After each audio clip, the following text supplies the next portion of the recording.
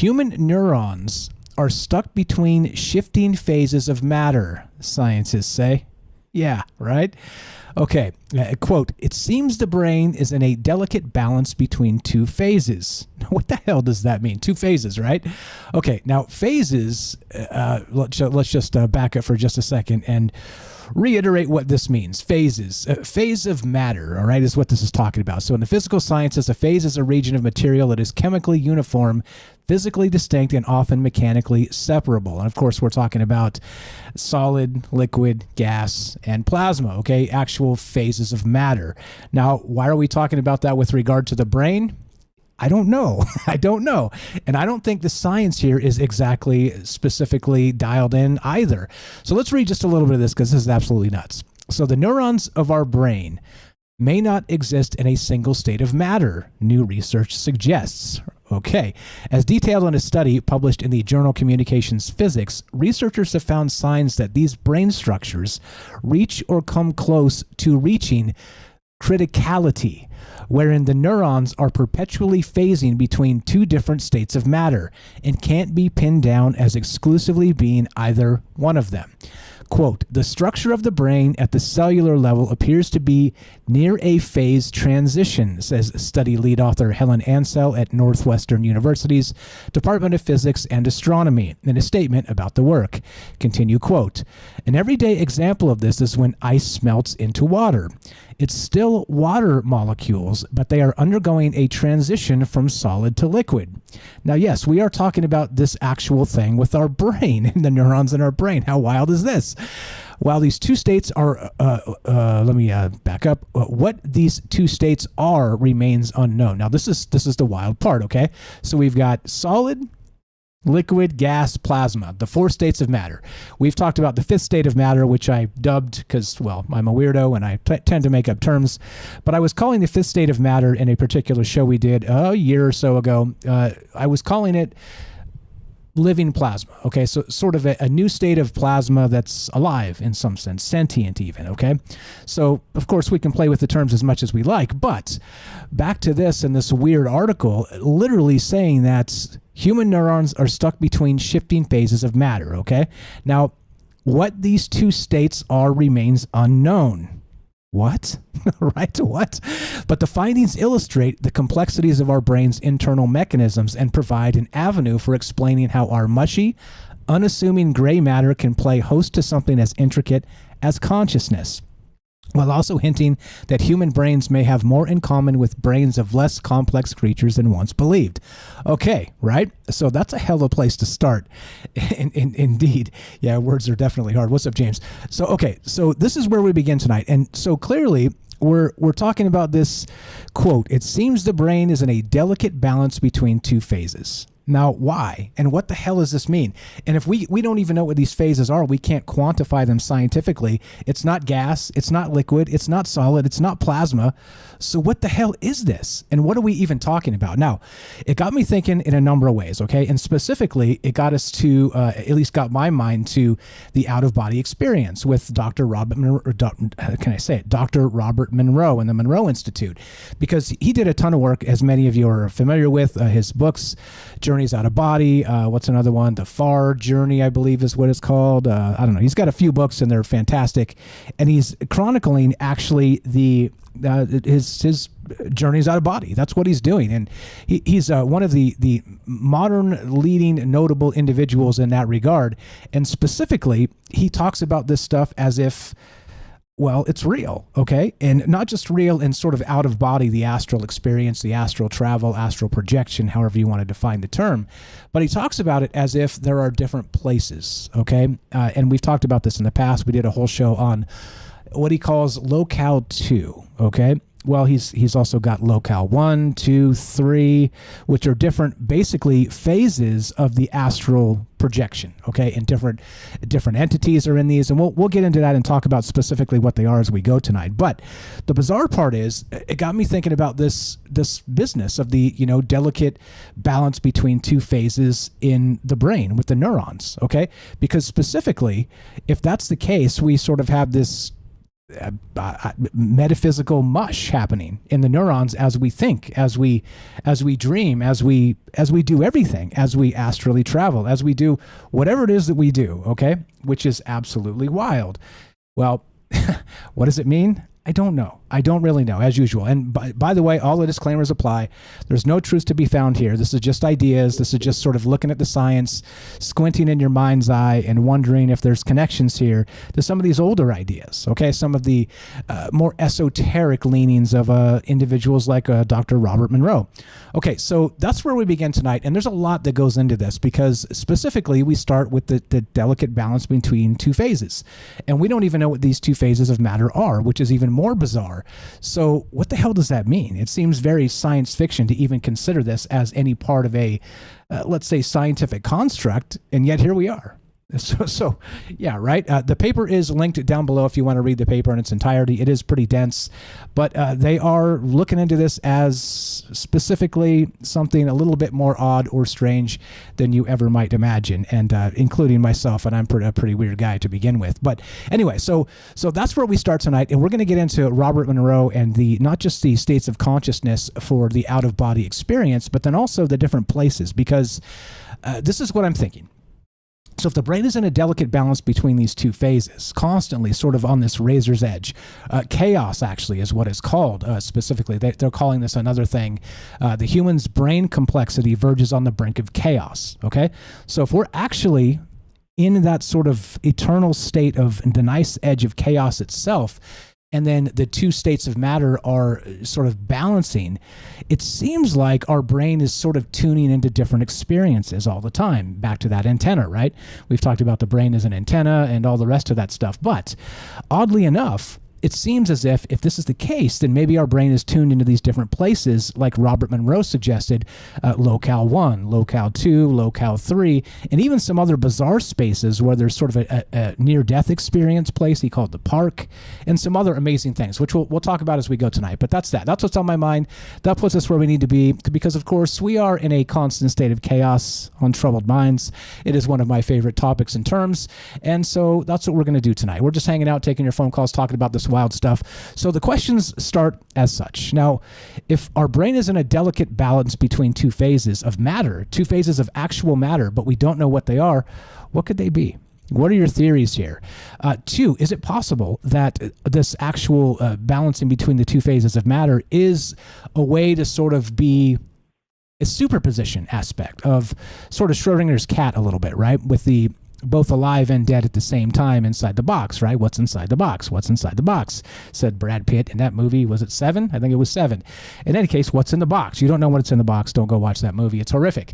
But the point is that who knows what the hell's really happening? And it seems as if our brain is kind of dancing on that edge of reality and some sort of super reality, or I don't know. Anyway, so that's where we start tonight. What are your theories on that? Do you think it's possible that our brain is tuned into not just this reality, but multiple realities, and it is part of the psi effect of abilities and, let's say, intuition and the morphic field and all the things we're always talking about and considering as part of this. So that's what's on my mind tonight. That gets us exactly where we need to be. And, of course, we are taking your calls tonight. If you want to be part of the show, 702-957-1037. Click the Discord link at troubledminds.org. We'll put you on the show. But for just right this moment, we're going to take a quick break and get a word from our sponsor. This one is brought to you by Human Inspiration. So don't go anywhere. More Troubled Minds coming up exactly 1 minute. And we got more from not just this wild science, but we'll get into the Robert Monroe stuff and talk about the possibilities on the brink of chaos is what we're calling this, and mind mapping out-of-body locales. Now, so that was exhibit 1 as we start with this wild narrative tonight, okay? And of course, these phases of matter and our brains and all the rest. Okay. Now this gets even more weird because there's some other. Oh, here's the paper itself. It's nature.com. Links are in the description. Do check it out. Read it in full. Now there's some other interesting things that are coming out as part of this larger concept. Okay. And all of this hit on this past week. Okay. All this new science, and this is from MIT News. And again, link will be in the description down below. I encourage you to read this stuff in full if you're into these ideas. Now here we go. So back to where we started. It seems the brain is in a delicate balance between two phases of matter, they're calling it, and they don't know what these two phases are, okay? And even to the point where they're calling it the complexity of the brain verges on the brink of chaos, okay? Fascinating all around. Now, oddly enough, there's also this that just hit, and this was June 12th, and this other one that popped was June 16th, the first one we're talking about. So within just a few days of each other. But listen to this and see if this fits into the larger context of actual Robert Monroe style stuff and out-of-body experiences with the brain. Check it out. Headline: just thinking about a location activates mental maps in the brain. MIT neuroscientists have found that the brain uses the same cognitive representations whether navigating through space physically or mentally. You see what I'm getting at here. Now, when I was kind of just going through some of the news, and as usual, I just try and sniff out some angles here and sniff out some things that maybe come together and form a narrative of sorts, and maybe even in that sort of synchromistic aspect of maybe this news is all coming together for a particular reason, or maybe it's not. Who really knows? But looking at it this way makes me wonder if this is exactly what's happening with this specific thing where our brain is in two states all the time on the verge of chaos because it's trying to keep track of not just our realm, but multiple realms as some sort of transmitter of sorts, okay? Well, now back to this. So just thinking about a location activates mental maps in the brain. Read just a little bit from this. So as you travel your usual route to work or to the grocery store, your brain engages cognitive maps stored in your hippocampus or entorhinal cortex. Probably didn't say that right. These maps store information about paths you have taken and locations you have been to before, so you can navigate whenever you go there. New research from MIT has found that such mental maps also are created and activated when you merely think about sequences of experiences in the absence of any physical movement or sensory input. In an animal study, the researchers found that the entorhinal cortex, saying it wrong again, harbors a cognitive map of what animals experience while they use a joystick to browse through a sequence of images. These cognitive maps are then activated when thinking about these sequences, even when the images are not visible. Yeah, right? Okay, so now put these two ideas together and suddenly this turns into a pretty sticky phenomenon, specifically if we're tuned into other realms all the time, which would validate in some capacity a lot of the things that Robert Monroe and a lot of these individuals that do channeling and this type of stuff have been saying all along, that through altered states of consciousness you can actually even, not just visit different places, but even time travel and do all kinds of wild stuff, right? And so with Robert Monroe in particular, so he's got locale 1, 2, and 3 is where we'll start tonight with the different places, the different aspects of this. And you can look at this a number of ways. Me specifically, as I always say, all of my esoteric knowledge comes from Dungeons and Dragons.